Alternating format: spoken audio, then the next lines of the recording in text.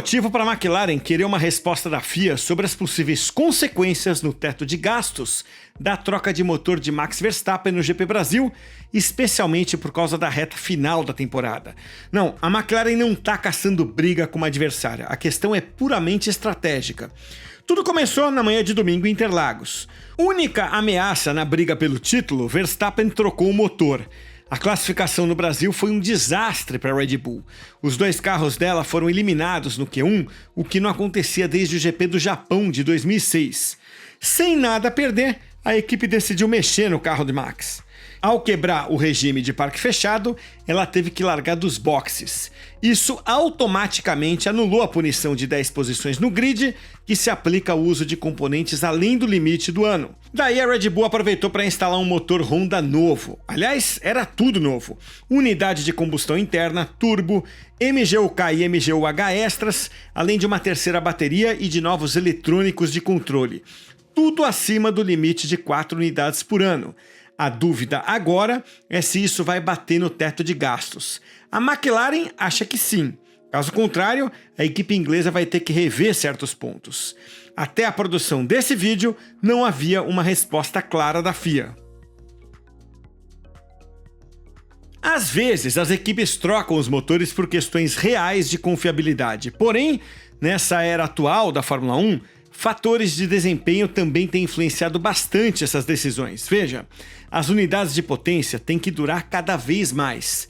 Daí, é preciso reduzir o desempenho delas para evitar problemas de confiabilidade.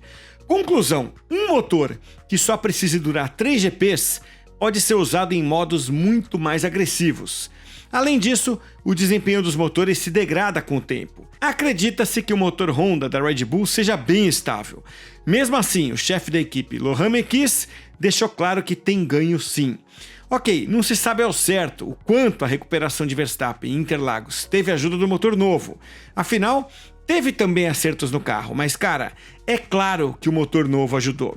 Mekies explicou que os benefícios de um motor novo talvez não sejam enormes. Só que veja, os intervalos entre os carros na Fórmula 1 são tão pequenos que qualquer detalhe conta. Os motores da Mercedes, por exemplo, já tiveram uma queda de desempenho bem acentuada. Foi em 2021, quando a equipe admitiu que a potência caía quanto mais o motor rodava, e isso punha em risco a confiabilidade. Foi isso que levou Hamilton a trocar o motor no GP do Brasil daquele ano, o que rendeu a ele uma punição no grid. Só que o impulso de desempenho ajudou na recuperação histórica dele naquela prova. Na época, ficava a impressão de que a Mercedes enfrentava um problema de confiabilidade por ter forçado demais o motor em resposta a 2 fatores externos. O primeiro foi o avanço controverso da Ferrari em 2019, que gerou muita polêmica e levou a um acordo entre a Ferrari e a FIA para 2020. A Mercedes teve que empurrar o motor ao limite naquele ano para tentar acompanhar a escuderia. O segundo foi a disputa direta pelo título em 2021 contra Verstappen e a Red Bull, num ano em que a Honda supostamente se despediria da Fórmula 1. A montadora japonesa foi com tudo no desenvolvimento final daquele motor. A Mercedes então antecipou atualizações importantes do motor que só estavam previstas para o ano seguinte. Isso afetou a durabilidade. Ok, faz 4 anos que isso aconteceu. Desde então, a Mercedes identificou a degradação de potência como uma prioridade para o motor homologado em 2022, o mesmo que hoje equipa a McLaren. Desde então, a Mercedes vem melhorando nesse aspecto. Hoje, a queda de desempenho ao longo da vida útil do motor não é mais tão acentuada. André Stella, chefe da McLaren, acredita que os motores novos hoje já não oferecem tanta vantagem. Segundo ele, os fabricantes aprenderam a manter o desempenho em alto nível por mais tempo. Mas veja, ainda tem ganho de tempo se o motor puder ser usado em modos mais agressivos. É por isso que a McLaren ligou o alerta. Qualquer ganho de potência de Norris ou Piastri pode ser crucial na disputa pelo título. Claro, a decisão final sobre trocar ou não um motor não depende só do desempenho. As consequências financeiras dentro do teto de gastos também pesam muito. É É por causa do teto de gastos que a decisão da Red Bull de trocar o motor por motivos de desempenho chamou a atenção da McLaren. Do ponto de vista da equipe inglesa, se um time troca o motor só para ganhar performance, isso tem que ser contabilizado dentro do orçamento. Se a troca tiver sido por falha ou preocupação com confiabilidade, aí não. Se a Red Bull levou mesmo vantagem com uma unidade nova, sem sofrer impacto financeiro, a McLaren não vai ficar nada contente. Sem contar que isso abriria caminho para a McLaren fazer a mesma coisa se tiver a oportunidade. Ela não vai colocar motores novos agora. Isso traria uma punição de 10 posições no grid, com Verstappen ainda não muito distante no terceiro lugar. Mas imagine que Norris ou Piastri tropece na classificação. Daí, talvez apareça a chance de uma troca gratuita de motor. A dúvida da McLaren indica que não está claro no regulamento financeiro da Fórmula 1 quais trocas de motor entram no teto de gastos. A FIA só dá orientações nesse sentido. Em linhas gerais, é preciso haver uma justificativa sólida para a troca não ser incluída no orçamento. Daí, equipes, como a McLaren, entendem que só trocas motivadas por problemas de confiabilidade devem entrar. Ou seja, uma troca voluntária não vale. A ideia de punir financeiramente em trocas por performance, além da punição no grid, seria uma forma de desestimular essa artimanha.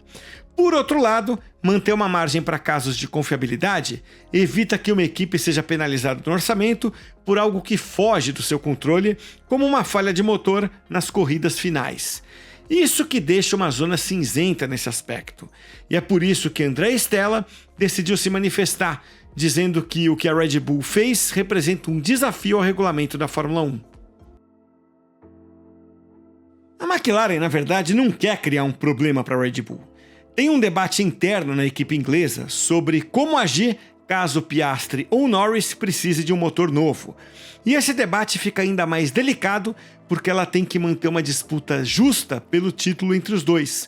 Ambos já usaram o número máximo de motor V6, MGU-H, Turbo, MGU-K, eletrônicos de controle e bateria. A McLaren tem a esperança de chegar até o fim da temporada com o conjunto atual, mas não dá para garantir nada com 3 corridas e um sprint pela frente. Se houver uma falha, a troca vai ser inevitável. Então a equipe quer entender quais opções estratégicas ela tem caso pinte uma oportunidade de troca por performance, como aconteceu com Verstappen. Pelo que André Stella disse no Brasil, a McLaren não quer fazer nenhuma troca que entre no teto de gastos. Esse custo extra pode empurrar a equipe para além do limite permitido no ano. E, cara, trocar um motor não sai barato. Os valores exatos não são públicos, mas o regulamento de 2026 dá uma boa ideia de quanto custa cada componente. Segundo as regras financeiras da unidade de potência do próximo ano, existe uma margem de confiabilidade para os componentes, com esses valores aí. Ou seja, uma unidade de potência completa para 2026 equivale a cerca de $1.755.000.